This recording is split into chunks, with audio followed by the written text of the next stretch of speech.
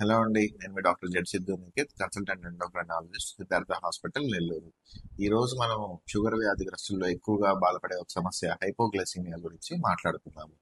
Hypoglycaemia అంటే sugar levels లో అవ్వడం అండి బాడీలో.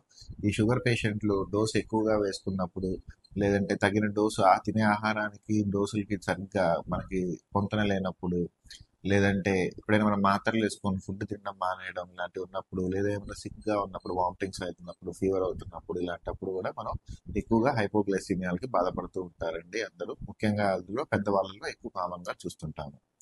ఎలా మనం దీన్ని గుర్తించాలి అంటే, మనకి కడుపులో ఆరాటంగా ఉండడము, ఆకలిగా ఉండడము, కొంచెం ఒళ్ళు తిమ్మిర్లు రావడము, కళ్ళు మసకలు వారడము, నీరసం అవ్వడము, కళ్ళెరడము ఇలాంటి సమస్యలు చూస్తూ ఉంటాము. ఏమన్నా మనకి తింటే ఈ సిమ్టమ్స్ అన్ని మెరుగుతాయండి. సో ఇలాంటి సమస్యలు ఏమైనా మీతో ఉంటే మీరు వాటిని గుర్తించి వెంటనే మీరు దగ్గరలో ఉన్న ఎండోక్రైనాలజిస్ట్ దగ్గరికి వెళ్ళి మీ మెడికేషన్స్ ని కొంచెం సవరించుకుంటే మీరు ఇలాంటి ప్రాబ్లమ్స్ లేకుండా స్మూత్ గా మీరు లైఫ్ స్టైల్ తీసుకోవచ్చండి. Thank you so much.